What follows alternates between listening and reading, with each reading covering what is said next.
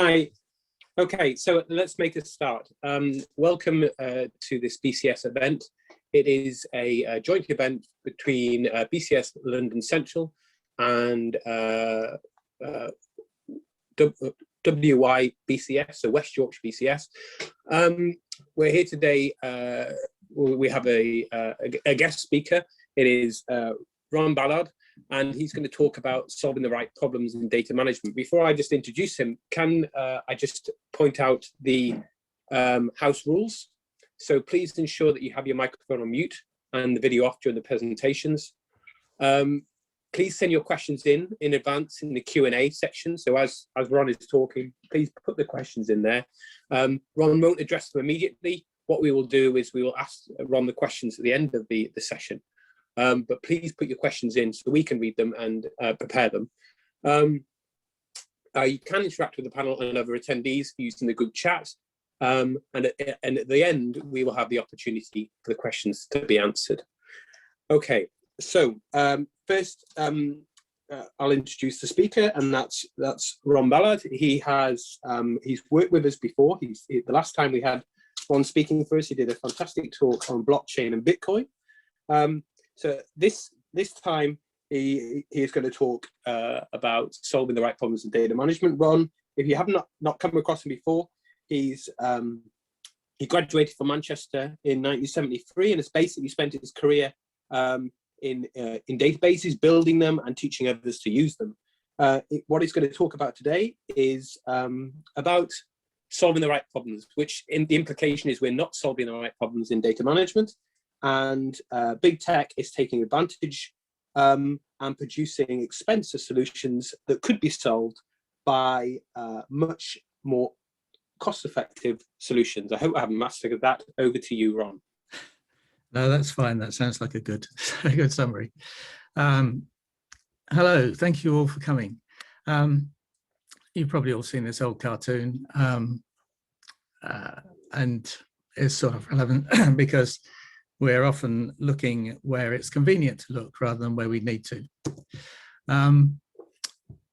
One of the many triggers to producing this was an article that Professor John Norton produced in The Observer.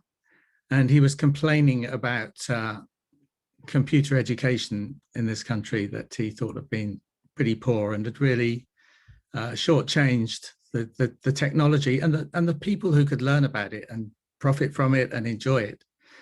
He just bought a Raspberry Pi and he was quite impressed with that. Right. I thought the problem that John Norton talks about goes much further. It's been something I've noticed throughout my career, especially in the second half of it, I suppose. And that's a tendency to dumb down the practice of information technology, to say you can do things without expertise.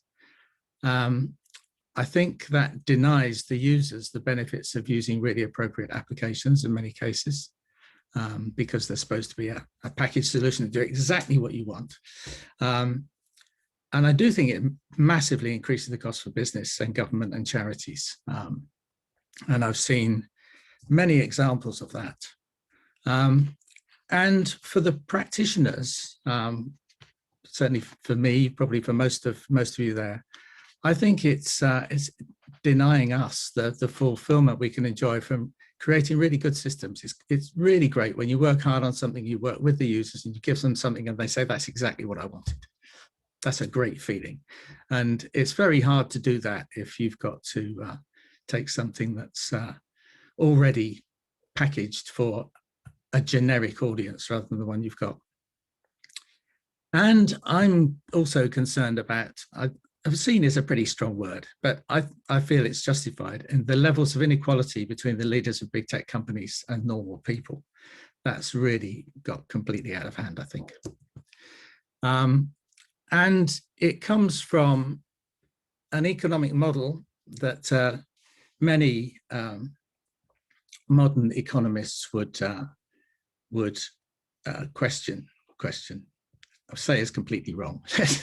Not be silly about it. And so it goes back to Milton Friedman, who said the social responsibility of business is to maximize its profits.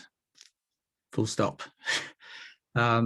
It's that philosophy, well, he was an economist, that economic philosophy was picked up by Reagan and Thatcher. And what it did was to say that pretty much anything goes, so long as you're making more money, it'll all turn out all right in the end. And what we believe now, many people believe now, is that it hasn't turned out all right in the end. And it means that the businesses that focused on making money above everything else, and then you obviously got to make a living out of your business. You've got to make money. I've done it for 45 years until I retired. But I didn't get vast wealth. If that's your only KPI, how much money you're making, then it distorts what you do, and it does mean that the people who follow that become the richest, and therefore the ones with the most influence, and have perpetuated that way of working. And in many cases, we've lost simple solutions that meet our needs. We've got a huge marketing effort from the vendors designed to extract the maximum profit from us, and I'll show some examples of that as we go through.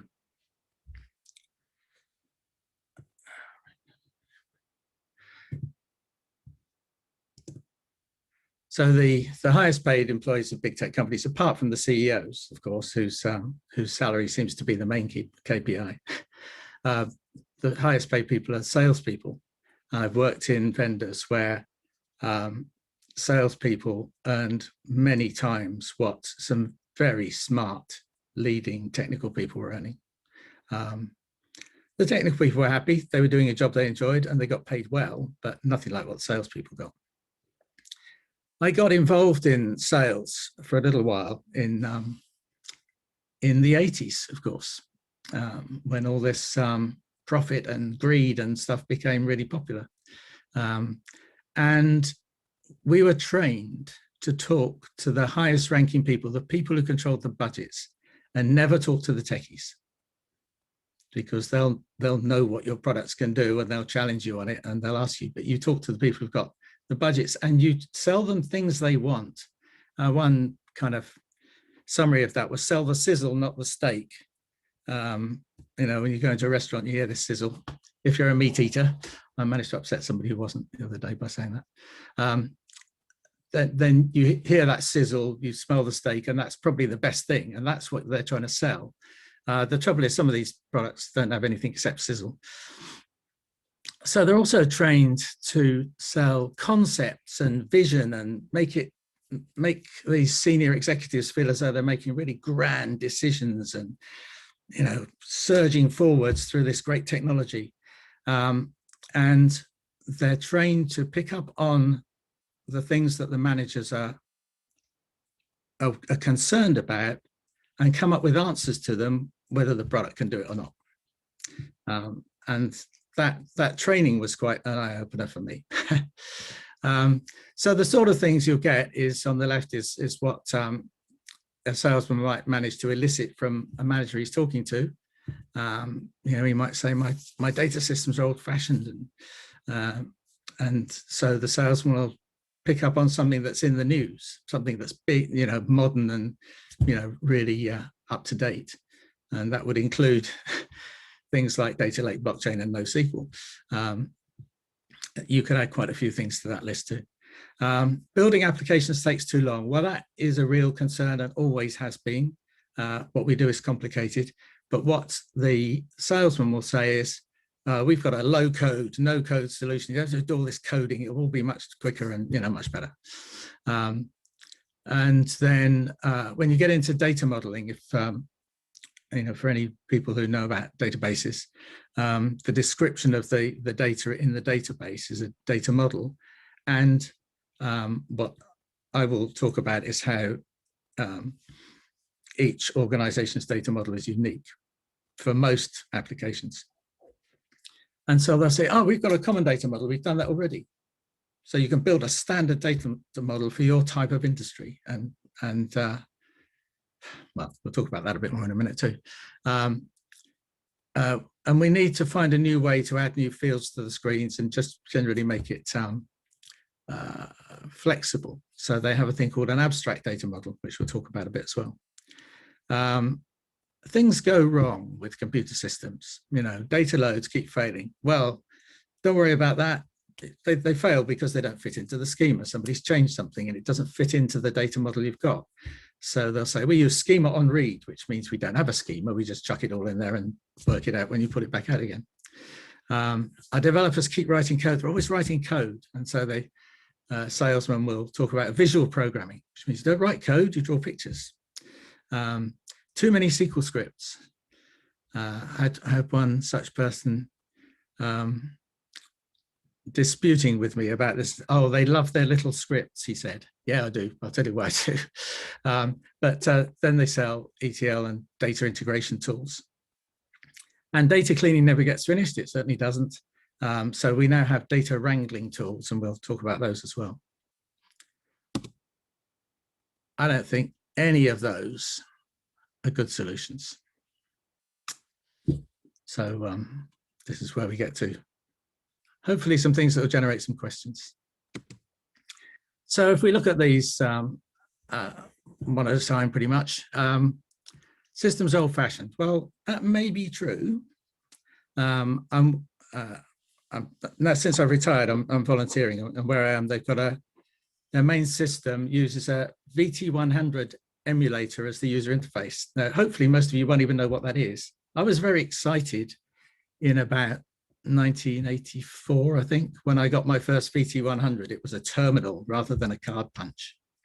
And that was a wonderful thing. But it goes back to 1984, and you don't want to use that kind of interface now. It's nasty. So what they'll often look at is the Gartner Magic Quadrant and pick something from the top right-hand corner. But it really depends what problem you're trying to solve. And this may sound very cynical, but I'll explain why I say it. Stealing your customers' data, as the social media companies do. My last big job was with a payment processing organization. Of course, processing payments, you get a lot of information about your customers. And we had a team building kind of thing with the big boss of IT there. It was quite a big place. And he said that their vision, of course, was to make more money from customers' data than from processing payments. They're already making billions processing payments, and they're doing a very valuable job. They were secure. If your credit card, if somebody defrauded you on your credit card, they'd be the last stop. They'd actually give you your money back. A good service to billions of customers, billions of transactions, millions of customers. But that wasn't enough. They wanted to use their customers' data. They didn't like GDPR when it came in, which was while I was there. Do you want to impress your peers or your boss? You talk about the very latest thing that's up there with the leaders and the visionaries. That might impress people. Getting a free trip to Las Vegas, that does sound pretty cynical. I know 2 managers who've done this. They supported the introduction of products which were really not that good for their organizations. The vendor paid for them to go to Las Vegas to present, what a wonderful job it had been. And the vendor actually wrote the slides for them. So I don't know if they promised it in advance, but it sounds like bribery to me. Or do you want to make your developers and users more productive? That's something that I find more interesting. And I know a lot of people who do. There are very, very many good people in this industry, and I'm on their side, I think. I love this, I don't know if you know Geek and Poke, this cartoon thing. If you look at the message down the bottom left-hand corner of the square, the ones from the top right-hand corner of Gartner's Magic Quadrant, Friends of Gartner. And Gartner, Forrester, and other research and advisory companies do wind me up. I've written to them a few times and managed to get some response, not much. They don't test products. It's not like Which Magazine that goes out and tests things and try to break them and find out which one's best. They read the marketing documentation. And of course, the big tech marketing executives go along and moves with Gartner because they want to be up in that top right-hand corner. It does sell products. Doesn't mean they're the best though. So the advice from those companies is simply another marketing tool for the big tech companies. And I would say, well, if I'm running a project, and I won't be doing that anymore because I've retired, but if I'm running a project and someone comes along and suggests a Gartner top right-hand corner product, I'd fire them if I had the power. It's lazy and it's ill-informed and it leads you to buying the wrong kind of stuff. There was a court case brought by ZL because it's an American company. And ZL was upset with Gartner because they weren't on the quadrant. And in court, the defense which Gartner won the case on actually was by saying that it provided pure opinions, not opinions that are based on objective facts. So they didn't test products. So what use is it? But they still carry on. Okay, so let's move on to the data lake. These two sections here are both from Microsoft. The top one is from a group called Microsoft Tech for Social Impact, which is in a part of the organization called Microsoft Philanthropies. They target what they call non-profits in America, but here we call charities, almost the same thing. And they don't give away software. Here they're giving away what they call a data warehouse quick start. Basically, it's a few data sets from the World Health Organization, which any of us can go to and download for free. And then they put that into a data lake, and they give the script to create it to the charities, but you still have to pay to run the data lake on Azure. Now we look at what Microsoft also says about data lakes. So it's to store and analyze petabyte-sized files and trillions of objects. That's important. It says you can develop massively parallel programs with simplicity. Debug and optimize your big data programs with ease, and the other stuff. I don't know how you'd spot the benefit of Yarn, but the others, if they were true, would be benefits. So charities do not have petabyte-sized files and trillions of objects. They have well under a terabyte in almost all cases. Yeah, a medium-sized charity turning over a few tens of millions a year would have, in this country, would have typically 1 million or 2 million contacts. A small proportion of those would actually be supporters. If they have 200 gigabytes, that's quite a lot, really. So petabytes, 1,000 terabytes, and 200 gigabytes is a fifth of a terabyte. So something that's designed for petabyte-sized files is just not relevant to these organizations. Of course, data lake means Hadoop.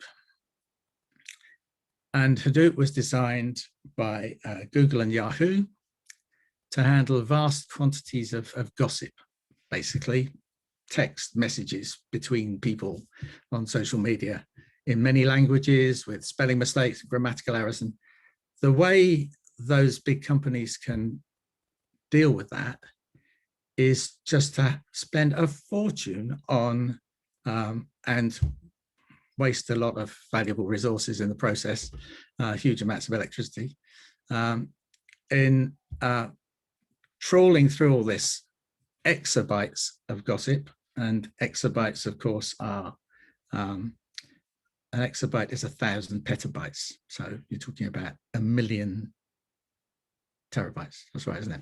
Anyway, it's a hell of a lot. And they trawl through that and they find enough in there to convince advertisers that they should pay for advertising based on what they found in there. This is completely different from what most organizations are doing. In scale, you know, it's at least a million times the size. And in the kinds of data, I mean, whether you're a bank or a telephone company or a charity, you've got structured data. You've got names and addresses, postcodes, very precise code.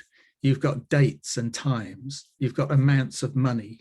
And Hadoop is just not suited to that. It's not suited in scale, and it's not suited in the type of data you're dealing with.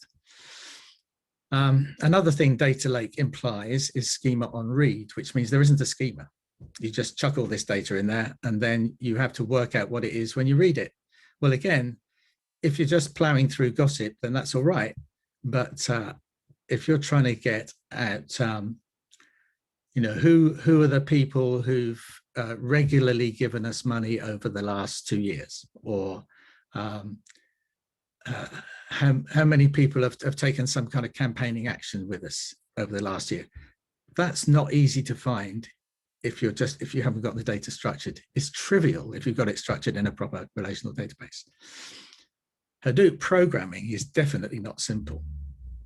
If you're writing MapReduce programs, they're difficult, much harder than writing SQL, much bigger programs. So to say that it's simple and easy, it's just not true. Anyway, Microsoft wants to sell that because it'll get lots of hosting revenue if you have a data lake.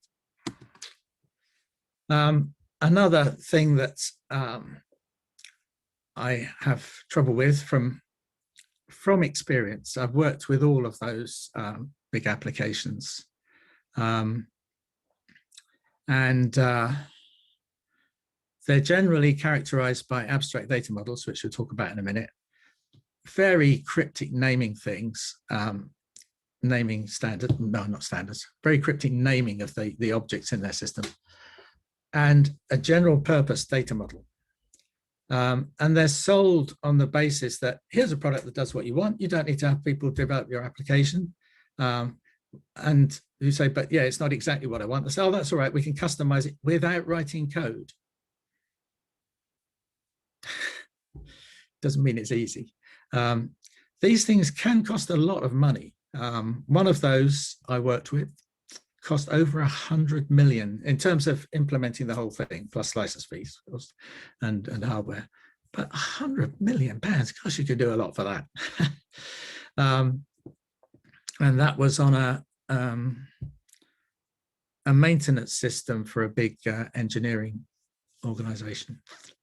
But it seemed amazing to me on many occasions that managers are prepared to commit to millions, tens of millions, and in one case, I know about 100 million, rather than spend a much smaller amount building a good team and building what they want. Somehow it feels safer to them. You know, the salesman's done a clever job. I wouldn't call it a good job, but he's done a clever job of convincing them of that. Abstract data models, here's what I've had to deal with recently. Basically an abstract data model, so a relational database has definitions of all its tables and columns and fields and what data types they are, whether they're timestamps or amounts of money or whatever, how tables are related to one another. All that's built into the database, and you can go and interrogate it. It's very easy. But no, they build a model on top of it, which means that once you've got it, you're really locked into their software and you're locked into their services to do anything with it. This mess on the left-hand side in the blue box is to achieve what you can achieve in the 2 lines at the bottom on the right, where you could just alter a table and add another column to it in a relational database. That's the statement you use. And you've got all that stuff to deal with it. It makes the database integrity constraints impossible, the constraints that you want. it makes it perform badly because the query optimizer has, well, these red things are not standard joins between tables. They're joining a value to a name, and that's not something you do in a relational database or any database that I know of. So we don't like abstract data models. General purpose data models. What I found over and over again is you go into an organization and it's really hard to understand. You can't just walk through the door and have someone give you a half-hour presentation and you know how their data works. It's much more complicated than that, even for a fairly small organization. And they all do things differently. Even when I worked for a company that was supplying police forces, each of the then 43 police forces in the country did things slightly differently. So every time you go into an organization and try and help them, you have to understand how it works, how their data works. And that is difficult and time consuming. Once you understand it, the data model's easy. It really is very straightforward. You need a bit of training in relational databases, but that is really quite straightforward and simple compared with understanding how an organization works.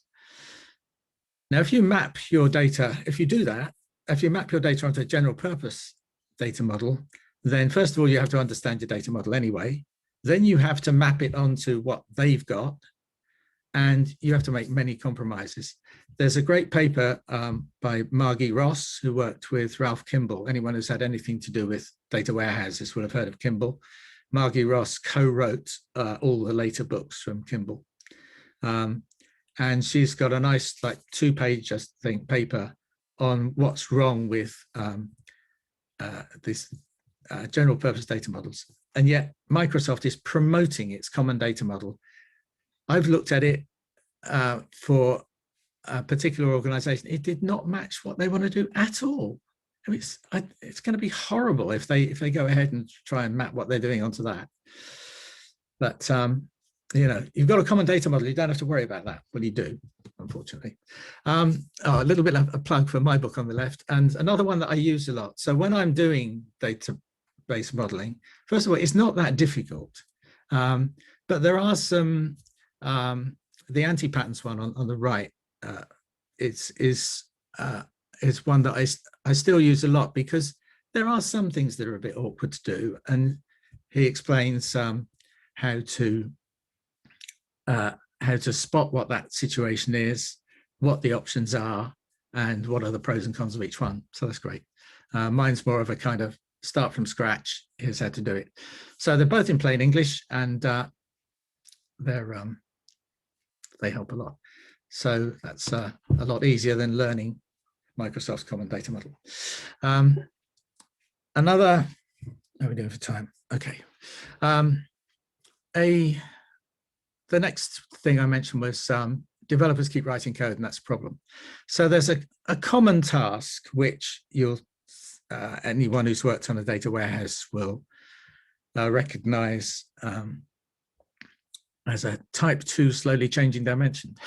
Put that into English, it's just a case of recording history. So if you're copying data from a live database, that's the top right thing, and it's just got the current values, and you're taking data every day and building up the history, then you have to spot when something changes and record that it's changed. And the way you do that, I don't know if you see my pointer there, it's on the highlighted bits, is that you put a valid to date, an end date on the thing that's changed from, and then you create another one with the new values. So that's a very common problem. This, which you can't read, of course, but I'll highlight some bits of it, is how you would do that in SSIS, which is Microsoft's ETL tool or data integration tool. It's very, very similar to the same kind of tools from Informatica, DataStage, Oracle, and Ab Initio, all of which I've used. And it sounds similar to some of the new things from SAP, and I can't remember what the other one was. But, yeah, there's a free one as well, but they all suggests that it's easier to do this by drawing pictures. So we go through some of this. So the first thing we have to do in SSIS to deal with that, picking up the data and recording the history, is to do this thing, which, it's so easy with the picture, isn't it? OLE SRC, read from source. Okay, read from source, I understand that. CSPL, check for type 2 changes. So what? Presumably finding change data, I don't know. Anyway, that's a picture of that. And the next thing we do is we have to write some SQL. I thought this tool was supposed to let us draw pictures and not write SQL. And it's actually creating temporary tables, because this tool is so inefficient that the way you make it operate at all is by creating some temporary tables. And then the next step, you have to drop them again, or that's not the next one, a couple of steps on, you have to drop them again. You get finally on the third column there, you're getting into actually setting a valid to date. And that's SQL again. And then you're updating something. You're doing the other part of the job anyway, again in SQL. So that seems pretty complicated to me. This is the same process in SQL. It's tested, it does exactly the same inputs, same outputs. It's on 2 short scripts. Because SQL says, for this set of things, so it says where, customer ID and this lot. So for this set of things, do this, update, set the valid to date.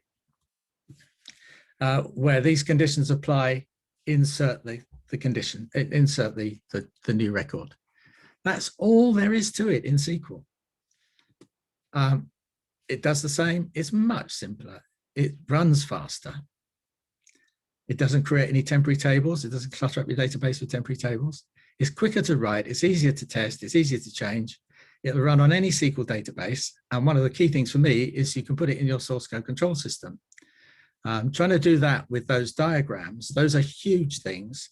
I worked in one place where it took 8 hours to release a new version of their, this was in data stage, which is very similar, a new version of their data warehouse load. Took 8 hours to do the upgrade from test to live, because there's so much stuff there.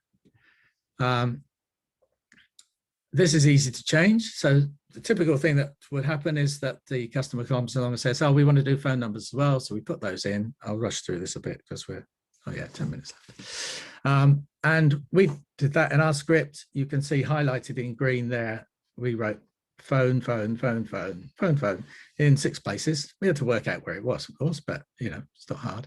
And checked it into our source code control system, and it shows us what we changed. So if we come along in a year's time and say, what did we do there? Why do we change it like that? You can go and see exactly what you changed. If you did that in SSIS, you'd have to change 5 windows. So you'd have to go into that process and open the right window and change it and close it and open it. And I have no idea how you would get a list of those changes from SSIS, but this is just standard, simple stuff. And I think much better, and tested it, of course, and it does the right things. So move on to one of the other products that has failed to impress. Dirty data is a big problem. I spend a lot of time on data quality, finding data quality issues, talking to the users about how to fix them. We use a profiler. You can buy profilers. I've got one that I've developed over the years, and it does the same. And that helps us find some data quality issues. But the hard work is to say, okay, this looks wrong, or we don't know what this means, or why is this data like this? We have to talk to the users and find out what's going on. Talk to the people who maintain the system, talk to the people who've made changes to the system over the years, and find out how that data's got to be like that. And then we have to decide what to do about it. once you've done that, fixing it is easy.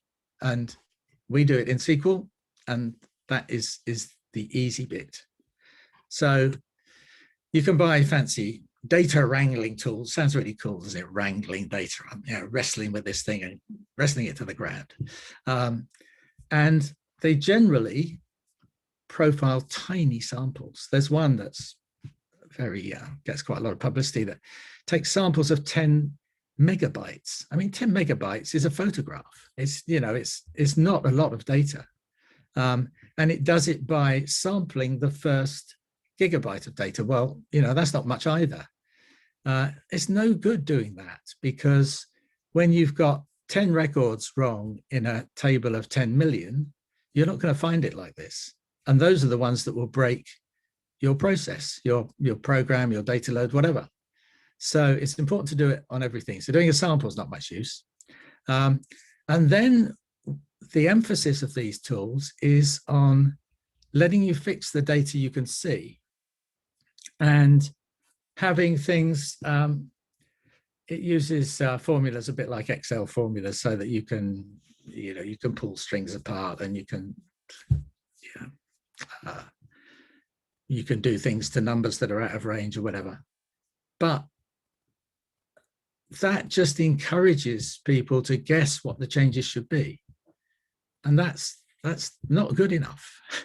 When you find something that's wrong, sometimes it's obvious, but most times you've got to go and find out from the users, why does it look like that? Is it really wrong?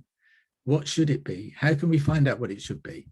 So this tool that gives you a nice whizzy screen and lets you kind of visually move your data around and clean it up, they don't solve the problem. And data quality can lead to some very bad business decisions. Again, I worked for an organization that it had a range of products, and it was calculating the profitability of each product. And it did it by a simplistic way of seeing the first product it got from the database for each customer. That wasn't the one that the customer was spending the most money on. So it's a really kind of obvious thing, but they've been working on this report forever. And someone in our team found it and documented it and took it to the management. They said, well, the report's got to be the same as it was before, but it was wrong before. That company went bust and lost 1,000 jobs. So bad data can be quite serious. So how would you actually save costs? Well, if you think about what 1 million buys in development effort, most of the costs these days is people. When I started, a disk drive cost 40 grand, and I didn't earn anything like 40 grand. But these days, most of the costs are people. And after the pandemic, we're all working at home, there's even less in office costs. So most developers need a really good laptop. They need some software, much of which can be free. And they need access to servers, so you're going to have to pay for that. But 100,000 a year will cover someone's salary plus all the overheads quite easily. So a team of 5 people for 2 years would cost about 1 million. You can do a hell of a lot of work with 5 good people over 2 years. And if you do that, in my experience, you get a happy team. They get to know the users get to trust them. They build what's actually needed. They stay for years, and they support the systems they've developed. That seems like a much better solution to me. So I think IT departments should be very skeptical about big vendors and their agents. Their focus is solely on increasing revenue. If they happen to solve your problems and they get a good reference, that's great, but mostly they're focused on revenue. I really believe in building internal capability. Outsourcing is a miserable thing. It often takes more work to specify what you want than it does to get a good team to build it in the first place and document it. I didn't come across Agile until 2003. I was lucky to work the first time on an Agile project with some very good people, and it was really successful. And it really seems so much better to me than the way we done things before. Now, almost over half the agile projects are done using Scrum. Where does Scrum come from? Microsoft. It's full of artifacts. People focus on all these different kinds of meetings and documents and reports and things, instead of focusing on talking to the users and being skilled in the technology. So I'm not wild about Scrum. That's not real agile as far as I'm concerned. I think IT departments should really value software engineering expertise over product expertise. Quite often, companies will recruit for someone with experience of a particular version of a particular product. And I've worked with people like that who were just terrified of the product being upgraded because then they'd be recertified. It's horrible. There are some key things that people ought to learn. This is by no means an exclusive list, but these are the main things that are important in my area of knowledge. So database design, it takes a bit of learning, but it's not that difficult. It's not that complicated. SQL, again, it's a language that is really very, very logical, very, it's the best way I've found of dealing with data. Linux, as being the best server operating system. Programming languages, there are quite a lot of good ones, but I wouldn't go for C# because that's proprietary. Why would you do that? If you learn Java or Python or Ruby, you can use that anywhere. And we all need to know HTML, CSS, JavaScript, all that kind of stuff now. All this stuff can be free. Well, database design course or a database design book won't be exactly free, but mine won't break the bank, that's for sure. A real relational database, Postgres, I've used for many years now, and it's never let me down. And it's free. And if you look at some of the databases in the world it supports, there's some really, really big ones, far bigger than I'd ever use in the kind of normal sized organization. Plain text. Plain text is a wonderful thing. There's a book called, oh, there it is, The Pragmatic Programmer. No, you probably can't see that. Which really emphasizes the benefits of plain text. And one of the great things about it is that you can use the plain text tools, and you can put it in your source code control system and do that kind of get reporting of changes the way I showed on that slide back there with the green and red stuff. Version control, I didn't use that for years. I won't do a project without it now, even a small one. We usually use Subversion rather than Git.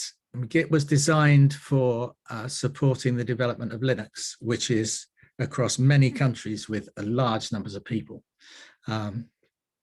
So it's fine. I've used it. It's fine. But Subversion is kind of more appropriate to the kind of single team, medium-sized organization thing.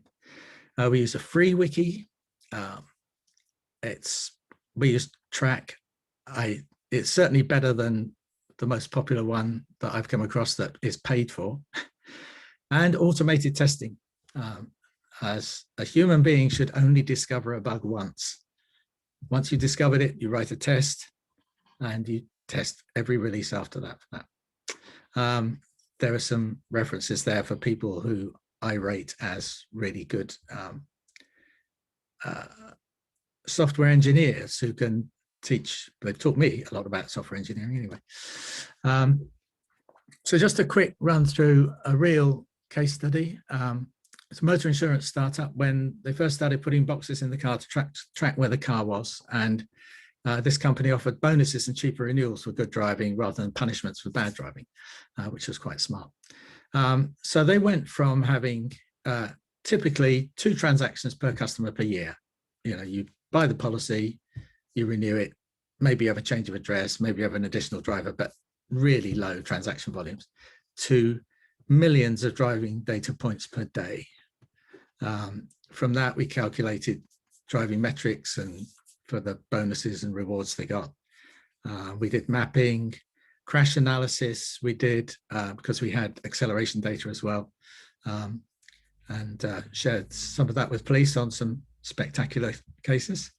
And also it took a lot of the, what people had thought were important factors affecting safety and said, well, is this really true? We now know what people are doing. We now know, after a few years, we had quite a few claims. What things seem to correlate with claims? So they started trying to improve driving as well. Various other things we had to do there. So this, I've said some of this about the volume of data. We had quite an expensive machine, an Atisa appliance, which is a data warehouse appliance. It runs PostgreSQL underneath. We had a small number of Linux servers, very cheap. We had a team between 1 and 4 people. That one was me for a little while. My priority then was to recruit somebody else. But I didn't want to be the single point of failure, but we never went above 4 people. Almost all the code was in non-procedural SQL scripts, not not like PL SQL or the Postgres equivalent. Very little procedural stuff. And that was their scripts, that they're small as they can be to do the job. There were 85 jobs after 5 years, and each job was made up of a number of scripts. That's all organized nicely in the version control system, so we could release individual jobs and test them and everything. And 8 years later, I'm pleased, I stayed there 5 years. 8 years later, still running reliably, as being developed further. So you can do that kind of thing. I would like to see the British Computer Society promote training in practical software engineering as a priority. The things that I've picked on already that you see are my hot buttons, like agile principles, relational database design and programming. That's, it's still so widely used and still better than the NoSQL and data lake stuff. I'm not against new stuff, but I haven't seen anything better than relational databases yet. I mean, I've had to learn a lot of new stuff in my time, and I enjoy that. But relational databases have stood the test of time and improved over the years as well. We all need to know HTML, that stuff. Programming, trying to sum that up in one line. Well, that's software engineering, actually programming, actually writing programs in Java or Python or Ruby or whatever. That's a really important skill to have. And it's lacking. Most of the people I know who are good at that didn't learn it at school, didn't learn it at university. Some of them went on courses, most of them are self-taught and helped by friends. So we ought to be promoting really good training there. We definitely should not, as a member of the British Computer Society, I'm speaking for a lot of people and they may not agree with me, but I don't think the British Computer Society should promote any training in the products from big tech companies, and it shouldn't promote waterfall methodologies. And on that point, we'll open up to questions. Hi, Ron. Thanks a lot for that. So we're moving on to the questions and answers now. If you can type your question into the Q&A box, then we will pick up on those. We've got 1 or 2 already. To begin with, I've got some questions. So my first question, just going back to what you said about Milton Friedman. In a market economy, isn't the inequality between tech leaders and normal people a measure of the social good that they provide to millions of people in terms of innovative solutions and problem solving? I think the answer to that is absolutely not. Some good products have come out of the big companies, but generally they've got big by having some good products to start with and then building on that and buying lots of other stuff. I think it's bad for society for anyone to be worth $1 billion or £1 billion or £1 billion. When you look at what those people do with that money, they influence our political environment. They squander it. They have private jets that they fly for fun. You know, they use more fuel in an hour than most of us would use in a year.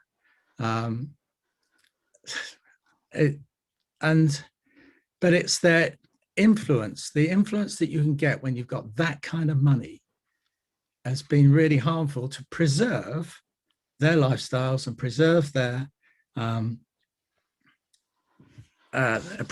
money. You know, lots of tax avoidance going on there as well.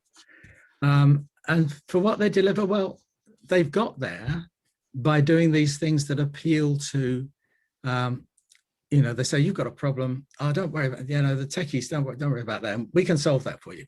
And, you know, they sell stuff that costs a fortune and that doesn't, I've seen over and over again, expensive systems that have gone in and really haven't solved the problem.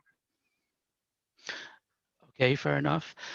Okay, isn't it the case that bespoke solutions fail to deliver the anticipated results just as often or more often than off-the-shelf solutions?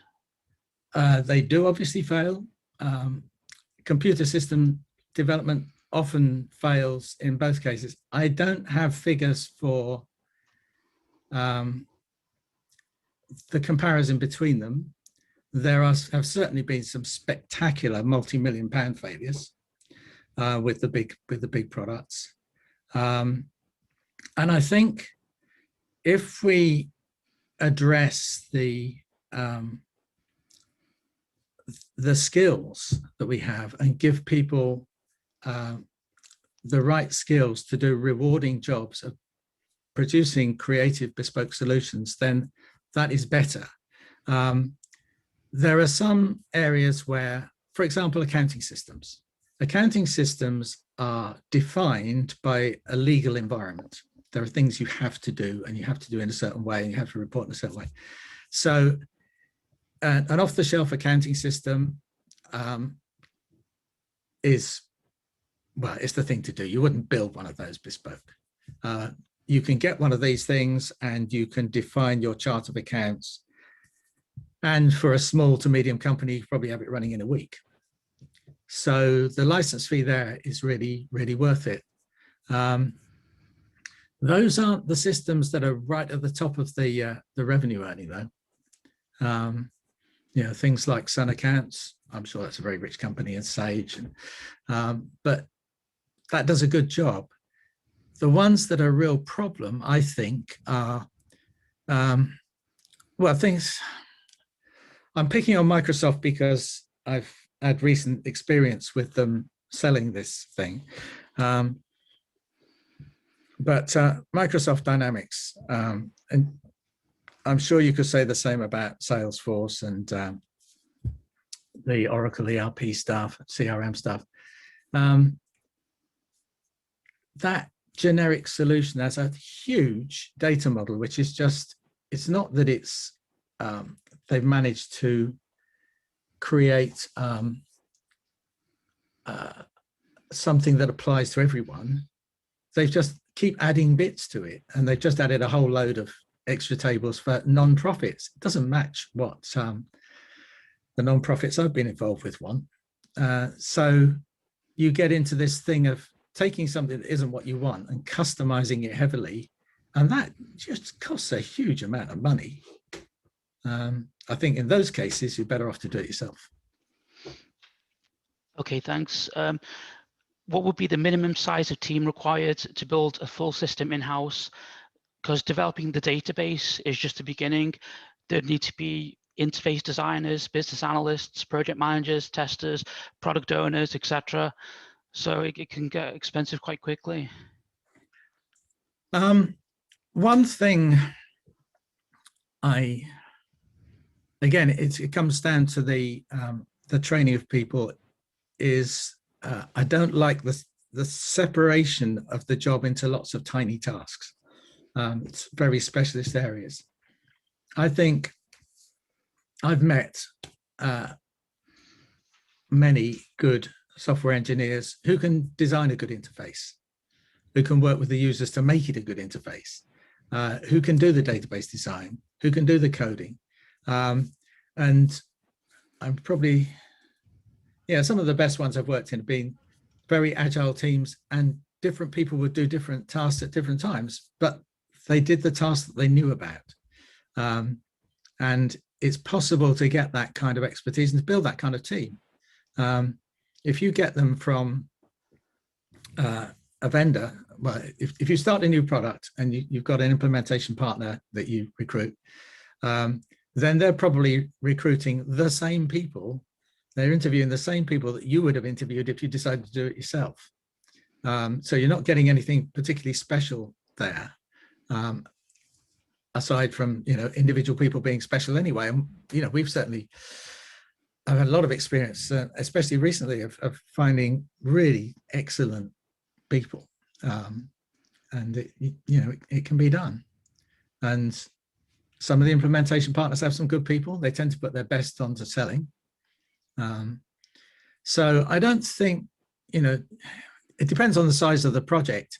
Certainly a team of 5 is pretty optimal for most things. On that motor insurance one, as I said, the team was between 1 and 4, doing everything.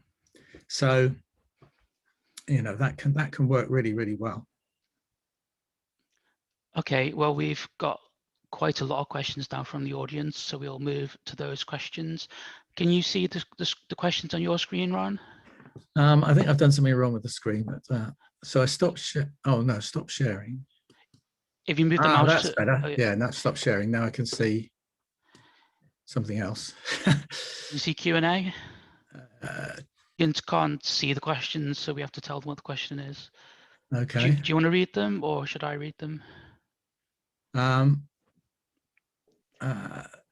that many, probably just a case of. It's Pip Pierre. There's actually one individual who has their hand up because they would be willing to ask their own question. So Smiths, for you, I'm just going to unmute you, and if you'd like to ask your question, and if anyone else would like to do the same, then by all means raise your hand as well. You, hopefully you'll be able to talk now. Yeah, thanks. I was around in the, it's more a statement or an observation really. I was around in the, can you hear me by the way? Oh yes, yeah, that's fine. I was around in the 80s when you may remember the case tool boom, and everybody was riding that that thing where we were looking at higher level tools together that could have, you could have small groups of people who supposedly, if they knew the tool that well, they could build a whole system from scratch in a very short period of time. So we've been through this sort of period before where you'd look for small teams of very skilled individuals, and that really failed because of all the case tools that came out in the 80s. You tended to find that you didn't have enough people who had enough knowledge of the tool sets to be able to do this and make it work. And I think a lot of these, like one of the questions that I've posted, is really a statement around, reason for why some of these software systems have evolved over the years has been mainly to try and address the shortage of skills. Trying to find people who've got that knowledge that can cut across both building user interfaces, doing the data modeling, building the databases, doing the logical, physical mapping, all of that engineering skill which is necessary to put together a system that matches exactly what the customer needs. It's hard to find people and groups of people that can come together to do that in sufficient numbers. So all these higher level software systems have come along from the big vendors in order to try and address this. And, I don't know what the answer is, because I, to some extent, agree with yourself that, if you've got the right people, then you can do just what the customer wants a lot cheaper. Then you can kind of provide some sort of big generic solution and then tailor it until it becomes too complex to be able to maintain into the future. But it's finding those skilled individuals to do it. And I don't know what the answer is. Okay. Yeah. Pip, did you say you wanted to answer that? No, sorry, I was just inviting Smith for you to. Okay, sorry. Yeah, I think software development is not trivial, but I think those big solutions have been successful because they promise to address a need And very often they just don't do that. There isn't a simple answer. You've got to find out what your users want and build that solution. So having more skilled people, actually training them. I don't know why, universities don't teach databases anymore. Why not? I did my first programming course at university, and that's what got me hooked. But it set some of the groundwork, and given those kind of skills, and as I've said, there are people around who can do that. You can build a team that will be able to build these things, and I think that's a better way to do it. Yeah, there's just not enough people. Well, yeah, I think we could make more, because in order to do this for all the systems that are out there that need building for people, it's quite difficult to find. Yeah, the right. I do think if we weren't battling with these overcomplicated, overexpensive systems, then we'd be able to get more done, actually. Yeah, I understand where you're coming from, totally, absolutely, but it's just, I think it's the skills shortage that has put us into the position there. Yeah. Okay, we've got a lot more questions. There's a short one, one I can give a short answer to, from tom@gilb.com. Is that the Tom Gilb? It is. Gosh, I'm honored that you would listen to my talk. So I said Scrum came from Microsoft because it was Ken Schwaber who I first heard talking about Scrum and who produced this book. And notice not only is it by Ken Schwaber, but it's a Microsoft book. And I've had this quite a while now. So this is an early Scrum one. And I think that's why I think that's where it came from. I heard a podcast of him talking about Scrum very early in my experience of agile development. So that's why I think he's involved with it. Mike came from Microsoft. He works for Microsoft.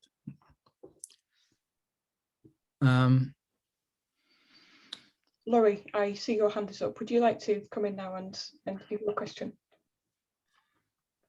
Yep. Can you hear me okay? Just a quick sound check. Yes. Yeah. Hi, Ron. Really enjoyed the presentation, by the way. Oh, thank you. That's my question is that how would you go about educating organizations in better software practices when you're competing against large marketing budgets for quick fix tools? Gosh, I wish I knew the answer to that one. Yeah. It does feel so. I mean, I think it was really only towards the end of my career, the last quarter, that I felt confident to take on these things and say, I know how to do this, rather than being part of a team where I was being told how to do it. And I did work with some great people before that who helped me to come to that conclusion. And so what I've tried to do with some success, not 100%, is to actually build some systems and people say, yeah, that's what we want. And it's not through magic. It's because I've sat down and talked to them about it and understood it, and then come back to them and show them something and say, is this what you want? And they say, well, yeah, some of it. And so we change it, and proper agile development. And after a few cycles around that, say, yeah, that's it. And that's such a great feeling. So that's but trying to so I've done that, and these people, we've had meetings to present it to management. These people have said, this is great, this is really what we wanted, which makes me feel good. But and it's not just me, it's me and the team. But then they say, yeah, but well, I don't think we can take on the risk, and they go to a big vendor, and they'd rather, they'll spend a lot more money That's exactly what I hear. To be honest, that's what and it's, well, I think what you said is, those big vendors have got resources that, make me look like an ant on the ground. I was just insignificant. So, but chip away at it basically, and encourage more people to do things this way. Yeah, thank you. Okay. Who else have we got? Have you started at the top? Sure. Ashok. There's problem did not rise to senior management level. They don't know. Right, I'll read that out properly. Sorry. It's the problem with organizations that people with technical background do not rise to senior management level. Possibly. So I mentioned that I had a brief foray into sales, and then I got to manage a small team. It wasn't it was a partnership sales team. So we were working with software houses to get them to use the database product. And so helping them with presentations about how the database could do it. And because I'd done that, and then I said, I don't want to do this sales stuff anymore. So, I'll leave if you like. And they said, no, stay and be the technical services director. So I did that, and that was a senior management position in what was a small operation.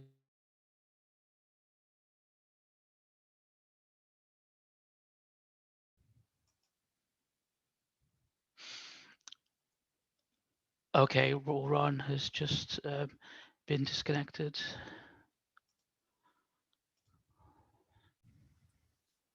That's not kind of the same mindset as tends to get promoted to high levels in organizations. More often those people come from a sales background, that they're looking at, who's going to bring the most revenue in, not who's going to make the customers happiest. So I think that is a problem, yeah. Okay, next one is why HTML, CSS, JavaScript. I didn't mention it. It's not my area of expertise. I've had to learn quite a lot about it just to be able to operate. But so I do think it's very important. And most of the user interfaces are built using that kind of thing now. So yeah, I think it's important, but it's not my core experience. So that's why I didn't say much about it.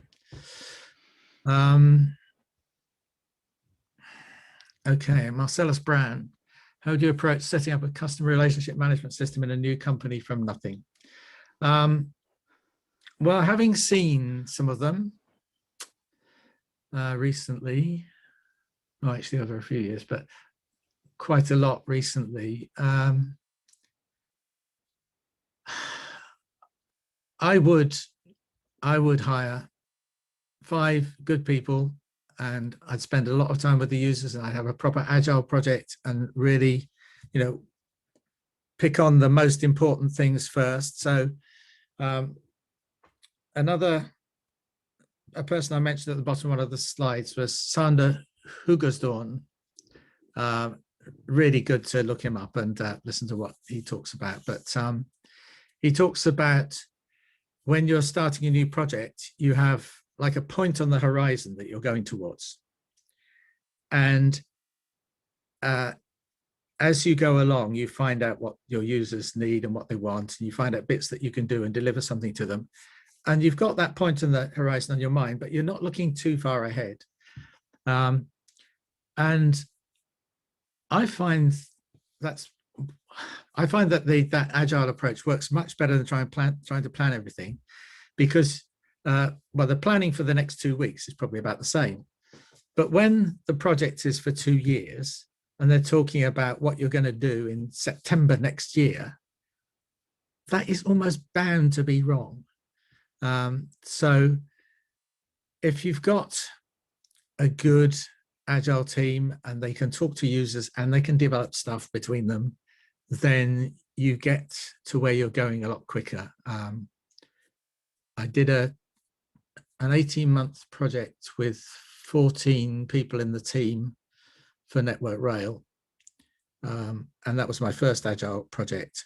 And we delivered it on time. And when we delivered it, the IT department was just amazed because they got a new product that worked. It worked first time. We've been doing testing all the way through. We've been doing proper agile project. And when we delivered it, it was what the users wanted and it worked, and they were just amazed. So that's really what kind of set me on that path. So that was quite a big team and quite a complicated project. But for a CRM system, I reckon you could build a great one for with 5 people for 2 years. Right. So I hope that's answered that. Mariam, is that my friend Mariam? Hope so. How would I encourage women to get passionate about learning programming skills, languages? Yes. Intimidating. I have worked with a lot of very smart women. You know,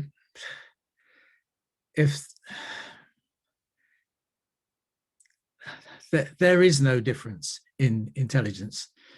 I find maybe women have a slight advantage because they're not trying to prove how macho they are. But, you know, for all of us, for me, after 45 years, when I go into a new programming language, it's a struggle. It's hard work. But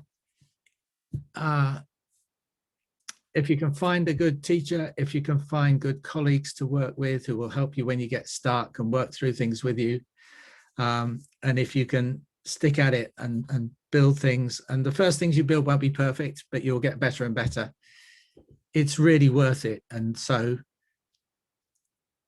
it's intimidating for everyone. So don't be intimidated. You know, just stick at it and you'll do fine. Right, Freddie, would a very large database become over complex to build in-house? No. Large and complex are not necessarily the same. Don't necessarily go together. So the Network Rail one I mentioned, that database was describing track renewal projects, and it only had 2,000 a year, but they were really, really complex. So the volume wasn't high, but the complexity was high. The motor insurance one was high volume. You know, it got to billions pretty quickly with all these messages coming off the cars, but the messages were very simple.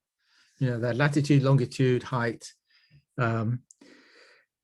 speed, acceleration in 3 dimensions, some identifiers. You know, the records had less than 20 columns, I think.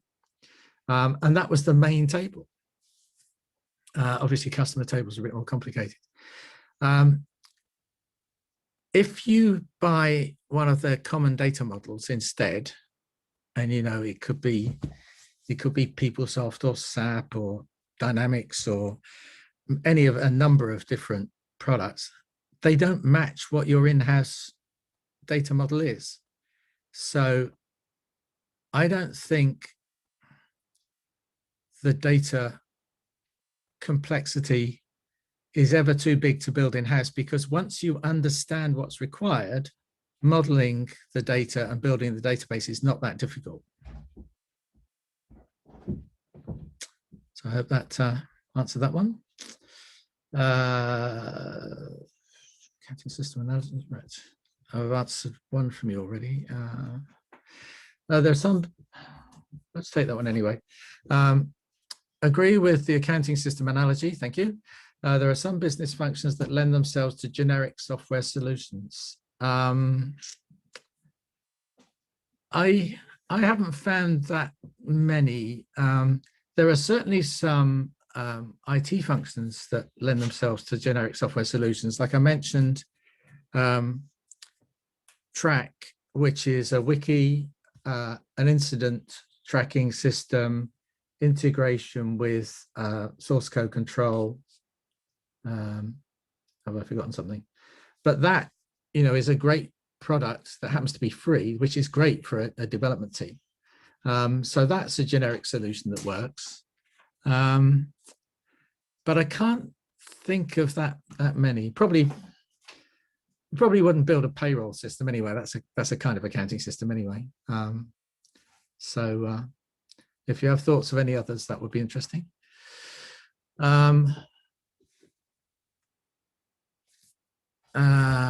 Right. Oh, thank you for anonymous breath of fresh air. I'm very happy to hear that.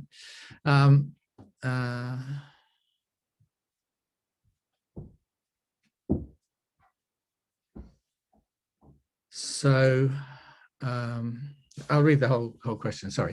Breath of fresh air. I agree with everything you said. Great. Thank you for the excellent. Okay, all right. After 20 years in industry where multiple layers of outsourcing and short-term contracts high churn were the norm, I felt like I was fighting an uphill battle. Do you have any statistics on how many companies are actually using the approach you've identified? How does a data management specialist find such an employer? Yeah, it is an uphill battle. And this outsourcing thing, I had a great contract in Istanbul. What a wonderful place to go and work, in a bank, and was talking to one of the senior technical people there, and she said, "Oh, this project's going to take me a lot longer because we're outsourcing it." I said, "What do you mean?" She said, "Well, because it's being outsourced from Turkey to India, it doesn't really matter what the countries are, but you know, it means that they're both speaking in their second language most of the time, which is English.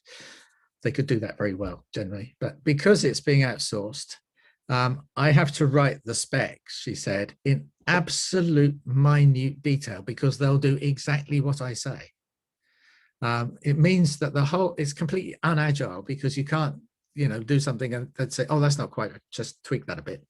You know, it's more contractual stuff, and she said it took longer to write it all down than it would have done for in-house people to build it. So that outsourcing is a problem. So how do you find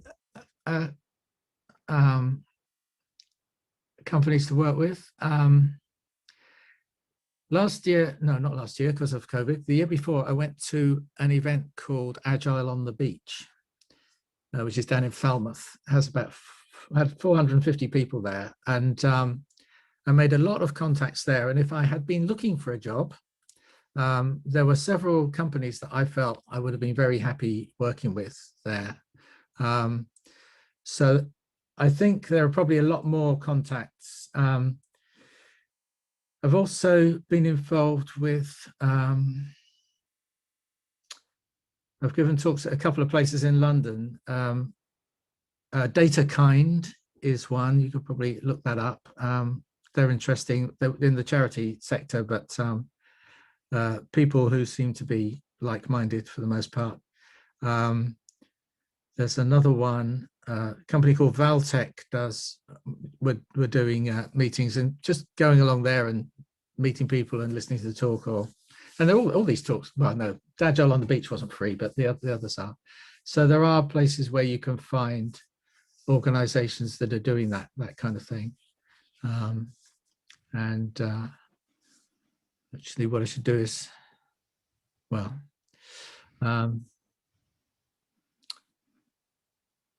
yeah, I don't know what else I can do kind of in the short term, but there are ways of look out for those things. There are some other Agile conferences as well. That's probably worth it. Sandra. We've got about 10 minutes left now, but there are still loads of questions. Can you go for another 5 minutes or so? Yeah, sure. Status. Okay. Yeah. All right, let's carry on. So Sandra, what are the most overhyped database model solutions that have made a serious attempt to replace the good old relational model? Well, the Hive. So Hive sits on top of Hadoop, and I collected a bunch of things that just didn't work in that. If you go to my website, so that's thedatastudio.net, you'll see a whole load of things. And actually, that's not my biggest interest, but that gets more hits on my website than anything else. Why can't I do this in Hive? Because it doesn't work. So that's one that's really, really bad. Also, it doesn't perform well. So another data lake experience where we had 30 people working on this. It cost £1 million, there was also one guy working on a SQL Server system that cost £250,000. He finished before us and his system was faster. So hype is highly overhyped. And did I say that right? Hive is overhyped. Also, some of the other NoSQL databases, Cassandra, I worked in a place where they were using that for another project, and that was dreadful. Lost data, they couldn't find, trying to find out things that were wrong was really difficult. So I'd stick with solid relational databases for the time being. Maybe something better will come along one day, but not at the moment. Irene Odera.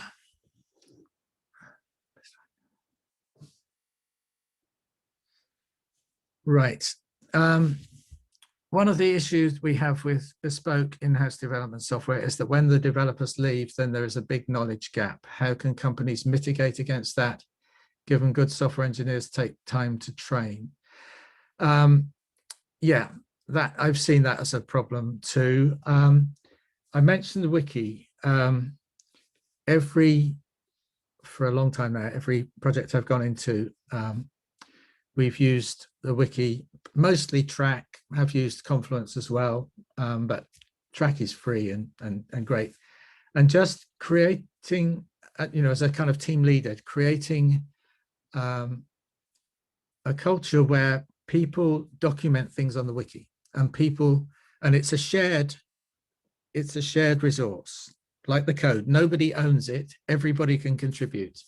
So making that a very easy to access, easy to edit thing for the whole team, and really recognizing the contributions people make to that wiki, and then certainly sharing it when you get feedbacks from the user and they ask you about something and say, oh, well, we've written something about this, would you like to have a look at that?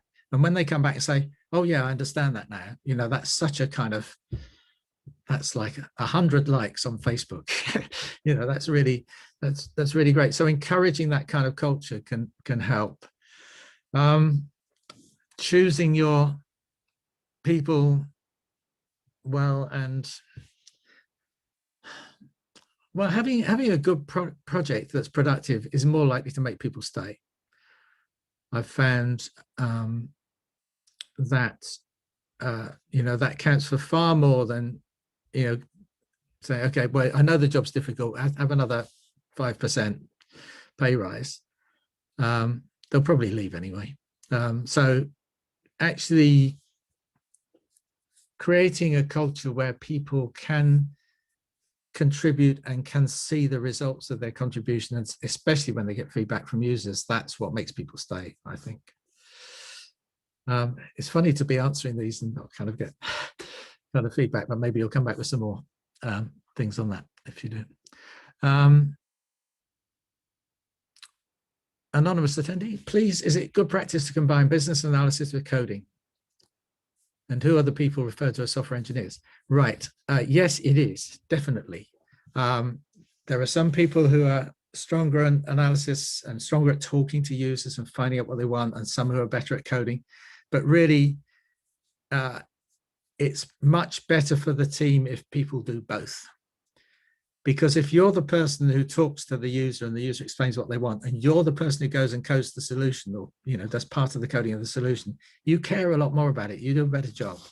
I think this partitioning of the job into too many different areas is a bad idea, and I would definitely combine business analysis with coding.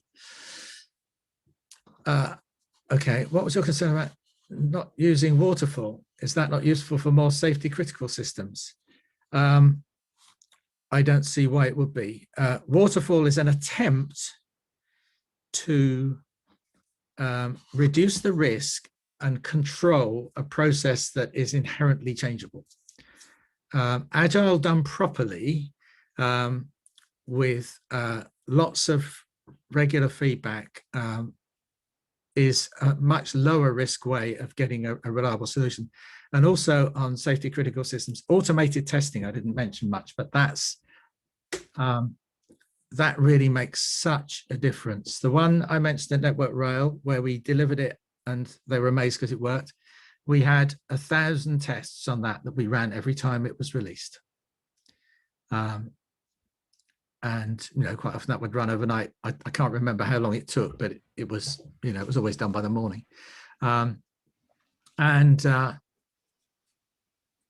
Having people testing things is, well, they should only ever do a test once.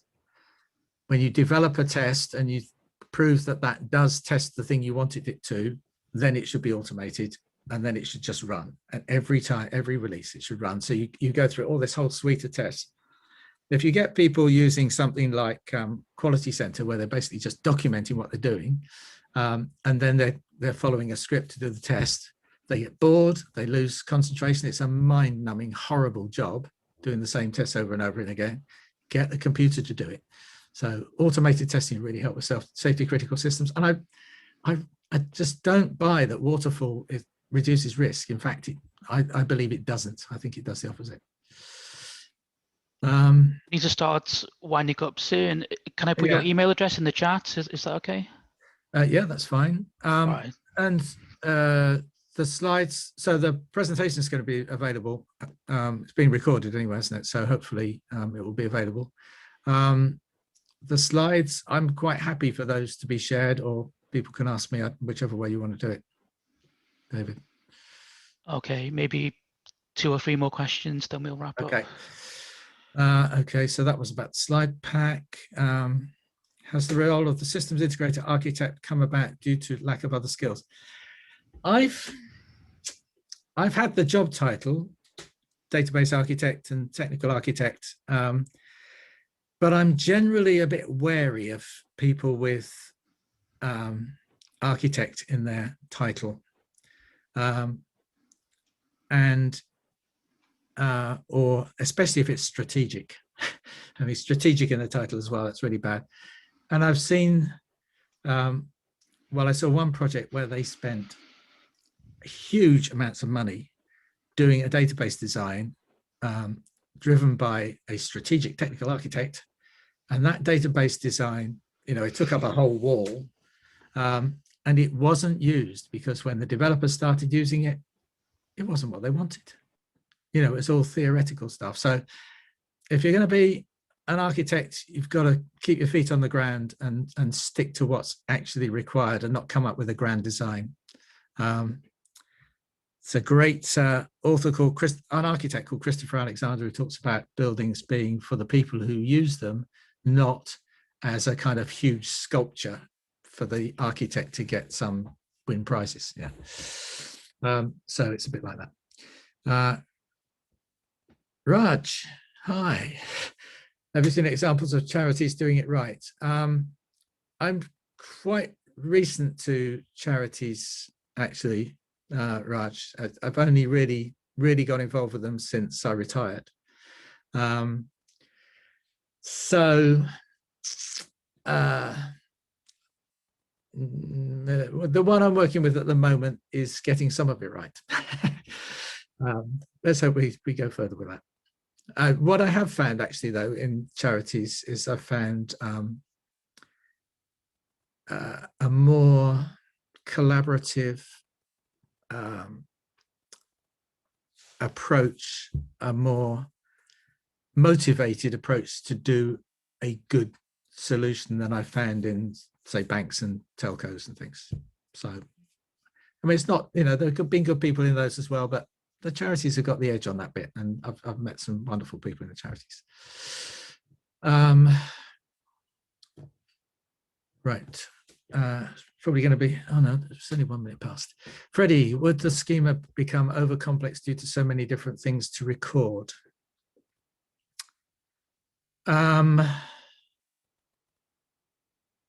Right.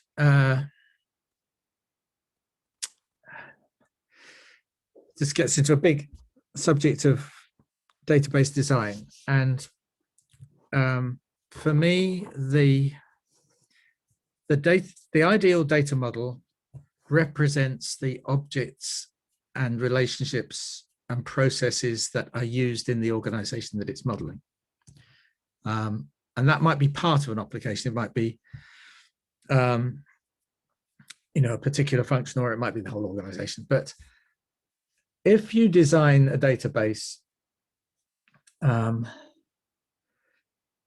which, so for a charity, you know, you have supporters and you have beneficiaries. Those are two big chunks. So you should have a table called supporter, and you should have a table called beneficiary. And those should have the attributes that you need to record for those things. The models I've seen stick a whole bunch of things together and split out the bits that, like one I've seen has a table called contact, which has contacts and beneficiaries and projects and some other things. And then it has a separate table for names. It's a one-to-one relationship. So every time you want to find something and find its name, you have to do a join between two tables. So that's overcomplicating the database to start with. If you design your database to look like what the organization actually does, you'll get a database design that is as complex as the organization, but there's no need to make it any more complex than that. So I did say the Network Rail renewals project one was very complex, but we were dealing with a complex problem. So that's probably the most complex one I've ever seen. Yeah. All right, let's wrap up now. Okay. So we've got a question from Hugo. He says, where can I buy your book? So I think you have to go to the datastudio.net. Is that the? Yeah, you'll find it there. Blackwell's have got it. Foils have got it. They're online ones. You can get it from Amazon as well, but I'd rather support, you know. And we will prepare the video on YouTube, and probably around Monday, then we will send you the link for the video. Okay, that's great. Thank you. So yeah, on behalf of the London Central branch, then thanks a lot for speaking for us again. Your talks are always very engaging and stimulate lots of discussion. Thank you. Thank you. I'm very happy about that. Yeah. Thank you, Ron, and from West Yorkshire branch. Thank you for doing this. My pleasure. Well, hopefully we'll do another one soon. I'll have to think of something else, another topic. Yeah. All right, thanks everyone. Bye. Thank you. Bye.